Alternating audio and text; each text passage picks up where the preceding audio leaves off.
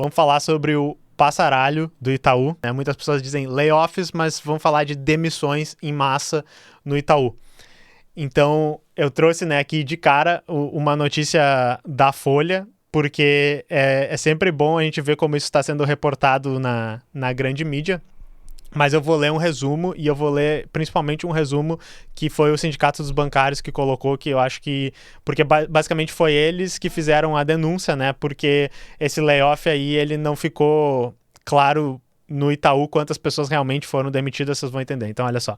Nessa segunda-feira, 8 de setembro de 2025, foram demitidos cerca de 1.000 funcionários no Itaú Unibanco, de acordo com a estimativa do Sindicato dos Bancários de São Paulo. Então, a gente não tem o número oficial liberado pelo Itaú. E daí tem aqui a notícia no site da SP Bancários, essas duas vão estar no roteiro para vocês poderem ler depois. E eu tirei esse trechinho que eles falaram, O Itaú Unibanco demitiu, nessa segunda-feira, cerca de 1.000 bancários e bancárias do Centro Tecnológico CT, CIC e Faria Lima, que trabalhavam em regime híbrido ou integralmente remoto. A justificativa do banco foi que esses empregados estavam sendo monitorados há mais de 6 meses e foi detectada, entre aspas, baixa aderência ao home office. Porém, os trabalhadores foram dispensados sem qualquer advertência prévia e sem qualquer diálogo com o sindicato, num claro desrespeito aos bancários e à relação com o movimento sindical. Então, isso aqui foi o que chamou muita atenção e todo mundo está falando sobre esse assunto, porque, assim, foram dispensados diversos trabalhadores de diversos setores, só que isso repercutiu muito na bolha tech, que é uma bolha muito focada, enfim, no emprego que eu faço, que é programação, DevOps, deve ter um pessoal do suporte, Pega um pouquinho, o pessoal que segue aqui, pega um pouquinho do pessoal do design, pega um pouquinho o pessoal da comunicação e tal, embora a gente tenta sempre trazer um público maior de pessoas que talvez não seriam considerados tecnologia, mas foi um layoff, pelo que dá a entender, pelo que o sindicato disse, do setor de tecnologia. E que nem eles já disseram, a justificativa do banco é a inconsistência da marcação de ponto com as horas trabalhadas, e daí várias das notícias que vão sair, vocês vão ver explicitamente sendo dito que foi uma demissão do pessoal que estava de home office e que estaria, não trabalhando no home office, matando horas, coisas assim. As notícias estão muito com esse tom. Especificamente, o que saiu na nota, que foi bem simples, do Itaú, foi assim, Em alguns casos, foram identificados padrões incompatíveis com nossos princípios de confiança, que são inegociáveis para o banco. Essas decisões fazem parte de um processo de gestão responsável e têm como objetivo preservar nossa cultura em relação à confiança que construímos com clientes, colaborações e a sociedade. Eu acho que nem se o ChatGPT, no modo mais Mark Zuckerberg dele, tentasse escrever um texto, ia sair tão robótico. Não dá para entender nada, basicamente, mas... O negócio foi assim, houve uma quebra de confiança e nós somos um banco e bancos são muito honestos e não dá para ter desonestidade dentro de um banco. Foi tipo isso que eles falaram, mas o que chama a atenção é que daí, segundo reportagens que saiu e o pessoal que foi atrás do motivo, que eles deram para essa quebra de confiança, eles teriam usado algumas métricas específicas para monitorar os seus funcionários. Eu imagino no PC da firma, eu não conheço ninguém que trabalha no Itaú, mas eu imagino que eles usavam o PC da firma e o PC já vem com aquelas coisas tudo instalada para monitorar as pessoas, ou talvez a VPN da firma, coisa assim, mas eu acho que é o PC. Por quê? Porque as métricas eram memória em uso no computador, quantidade de cliques, abertura de abas, inclusão de tarefas no sistema e criação de chamados.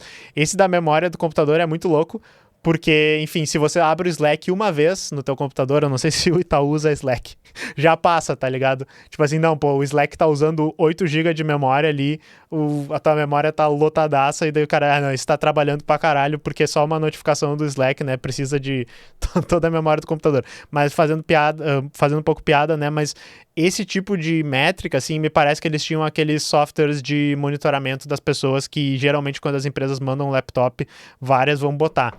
Primeiramente, o que eu queria dizer é que, eu não sei se eu conseguiria me sujeitar a trabalhar num computador com basicamente malware da empresa te monitorando, tá? E eu sei, e eu já digo assim, a gente tem que entender que várias pessoas meio que topam porque elas precisam do emprego, E as pessoas, não, é um emprego bom, paga bem, que mal tem o computador ser monitorado, é o computador da empresa mesmo, mas eu acho que, inclusive, deveria ser ilegal esse tipo de coisa. É uma invasão de privacidade enorme, é basicamente se a pessoa tá em casa, tu monitorar esse tipo de coisa é uma invasão da privacidade da pessoa. Eu acho muito errado. Eu acho que é uma coisa que os próprios sindicatos tinham que ser contra esse tipo de monitoramento tão extensivo. Quantas tarefas está colocando? Quantos chamados cria? Quanto tempo acessa dentro da VPN? Isso, enfim, eu acho que faz sentido monitorar, mas esse tipo de quanta memória teu computador tá usando, tá ligado? Eu acho muito foda, acho que seria uma coisa pra ver, inclusive, quando rolar os processos trabalhistas, eu acho que inclusive o pessoal vai falar desse tipo de coisa. Mas assim, pessoal, uma coisa que eu queria falar pra vocês, né? Vamos tentar falar um pouco sério. Várias pessoas, eu fiquei lendo muitos relatos, lendo muitas reportagens, vendo muitos vídeos sobre isso. Ninguém comprou isso aí, assim, ninguém realmente acreditou que era uma baixa produtividade. Parece que eles disseram assim porque eles precisavam de uma coisa para justificar, mas é uma bobajada, né? Porque assim, aparentemente se a empresa ficou esses 6 meses monitorando os funcionários, era para quê? Para juntar evidências e daí sem aviso prévio pegar e demitir todas essas pessoas, mas tu não usou isso para remediar a situação. Então quer dizer que vocês passaram 6 meses monitorando pelo menos essas 1.000 pessoas e notaram que a produtividade estava baixa, estava rolando, né? Ou que seja fraude, ou que seja a pessoa não estava trabalhando o suficiente. E ao invés de tu tentar remediar essa situação, tu ficou 6 meses trabalhando abaixo do que podia só para poder demitir essas pessoas. É muito estranho, né? Tipo, vocês não monitoram a performance das entregas, performance dos funcionários, ou se monitora, ela tava num patamar que era aceitável, quer dizer que tu demitiu sem motivo, ou quer dizer que tá com a métrica ruim de produtividade. A gente não precisa nem dizer que essas métricas ali que eles estavam usando, tipo memória, clique, tipo, é totalmente desconectado da produtividade real, com vários trabalhos técnicos. O trabalho de codificação, né, programação, às vezes é tipo 2 horas pensando e modificando um caractere ou outro, clicando para depois tu escrever 10 linhas, mas essas 10 linhas pode ser o trabalho de uma semana.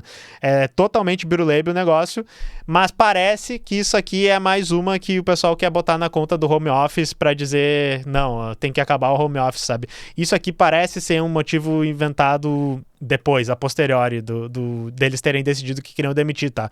Porque eu li vários relatos e algumas pessoas nesses relatos indicaram que tem uma desconexão, né, dos funcionários que foram demitidos, das lideranças desses funcionários, que eles falaram que era meio que uma baixa liderança, assim, os gestores mais próximos ali do pessoal que estava trabalhando, e dos gestores do nível mais alto, que são os que não veem o trabalho, só vem métrica, números, produtividade, lucro e tal, e daí quem toma a decisão, obviamente, é quem tá mais lá em cima, que é quem tem mais poder, que tá mais longe do pessoal que tá trabalhando no dia a dia, porque várias pessoas que foram demitidas disseram que assim, eu tô dentro das expectativas de produtividade que me colocam, eu tinha até boas avaliações, alguns setores que tiveram pessoas demitidas tinham recebido aumento, sabe, mas quem decide que vai rolar a demissão é a camada que tá mais longe dos funcionários, né, talvez tenha um barbudo aí que fala um pouco sobre esse tipo de coisa, nós já vamos entrar nisso. E daí, claro, né, que a empresa apresenta essas métricas, esse sistema de monitoramento como motivo para justa causa desses trabalhadores, para tentar mitigar processos trabalhistas, para talvez já pensando que vai ter uma porcentagem que eles vão ter que pagar para processo trabalhista, que vai dar um certo problema, mas meio que parece que isso foi inventado a posteriori, sabe? E daí a gente sempre tem que lembrar, tá, que de tempos em tempos as empresas fazem isso. Isso é meio que parte do ciclo de como funciona essas empresas, né? Porque demitir é basicamente o quê? A curto prazo, um grande corte de custos.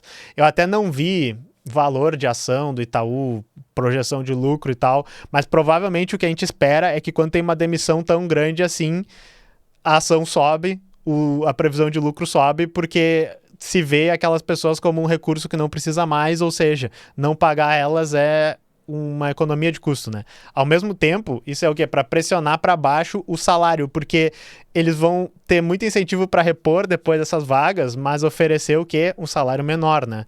Porque agora tem um monte de gente nova desempregada no mercado, o mercado de TI já não tá tão bom, né, como teve há alguns anos atrás, e essas pessoas vão aceitar trabalhar por menos e, além de tudo, pressionar a produtividade das pessoas que ficaram, né? Porque a pessoa que ficou e que não foi demitida no layoff fica com o cu na mão pensando, tá, daqui a pouco vai ser eu, então eu preciso, ao invés de trabalhar tudo que eu posso ou um pouquinho abaixo do que eu posso para eu não me matar, eu vou trabalhar muito mais do que eu posso, vou trabalhar o dobro do que eu posso para mostrar serviço para não acontecer isso comigo.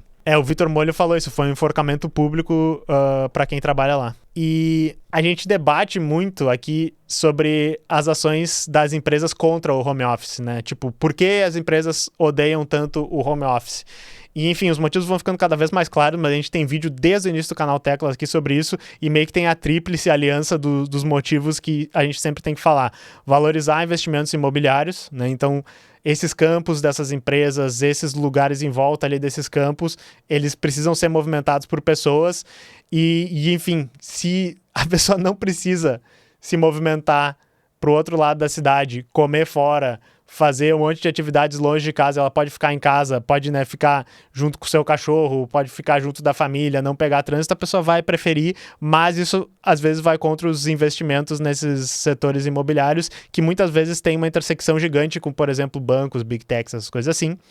Mas também espremer o máximo de produtividade dos trabalhadores, porque, né, um trabalhador que está entregando tudo o que se espera, que nem vários relatos falavam, ele não está entregando mais do que se espera. Ele está, talvez, sobrando horas, né, sobrando minutos dele que não estavam sendo usados para alimentar o lucro da empresa, e isso é o tipo de coisa que quando tu bota numa planilha, quando as altas lideranças lá vêm, eles dizem assim, por que a gente não está espremendo ao máximo esses trabalhadores? Tem muito a ver com isso.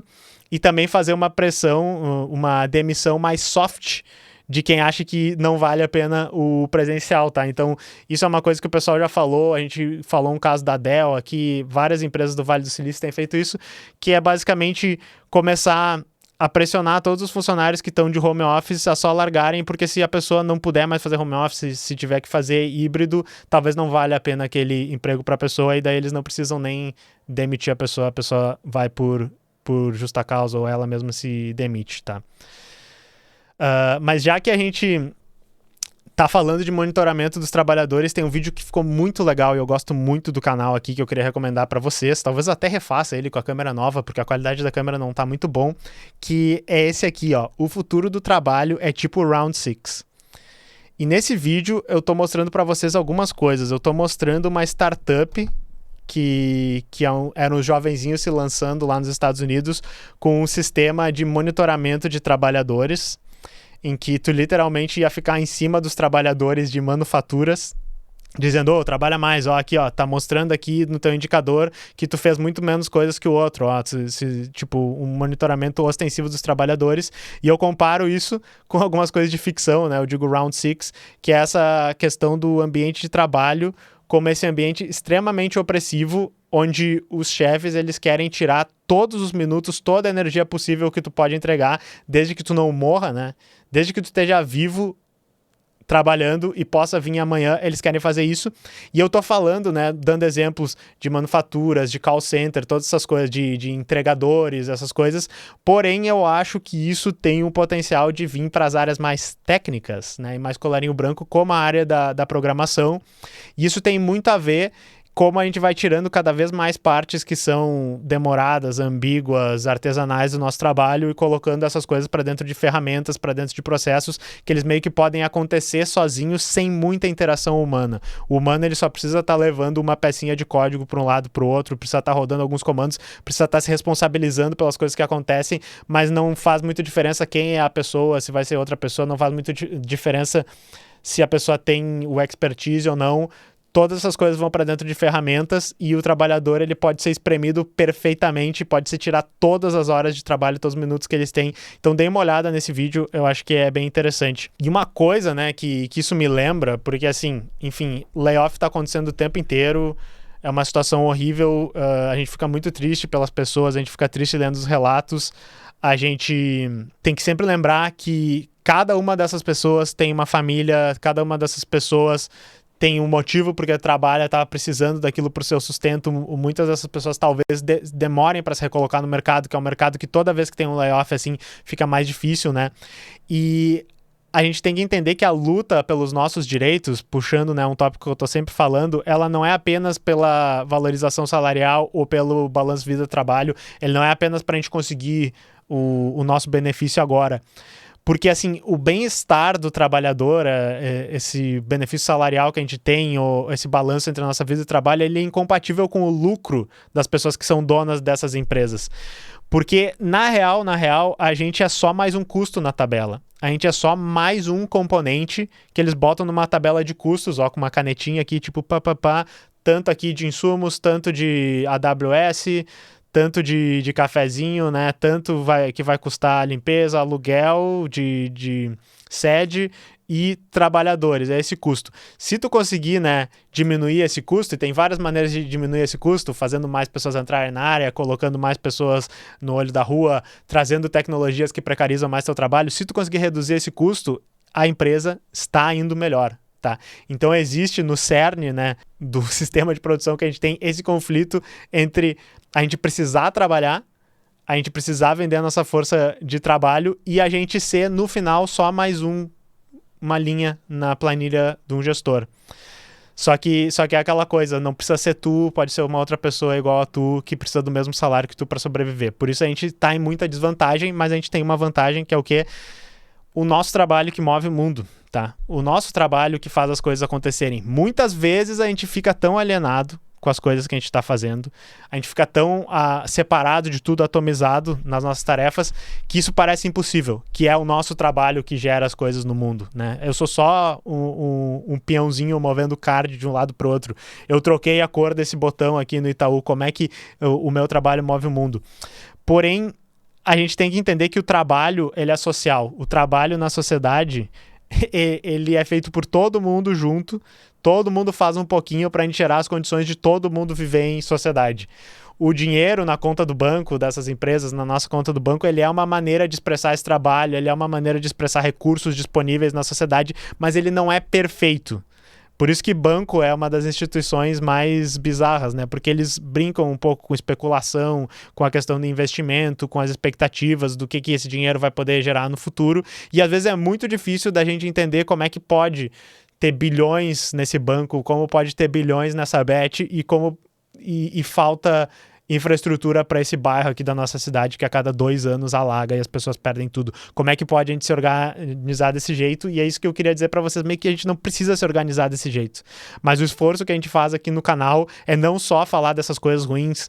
Eu sei que a gente foca muito em coisas ruins, a gente foca muito em coisas horríveis que estão acontecendo, mas por que a gente foca nisso? Porque a gente quer tentar entender como é que esse sistema funciona, para que a gente possa superar e nos organizar de uma forma melhor, porque essas 1.000 pessoas, elas queriam trabalhar, elas precisavam do trabalho para se manter vivas e para, né, poder continuar vivendo, e elas foram privadas disso, agora elas não vão conseguir e elas vão ser obrigadas a começar um processo que eu espero que não seja muito lento e doloroso, mas que vai ser um processo de se recolocar no mercado de trabalho, achar um outro emprego, entendeu? E meio que não precisa ser desse jeito, não precisa ser desse jeito. Então, assim, todos os meus sentimentos a esses trabalhadores que sofreram essa demissão e eu espero que vocês consigam se recolocar, mas, enfim, fica aqui a minha análise, meus 2 centavos sobre essa situação e eu espero que vocês vejam algum valor nesse vídeo, ok?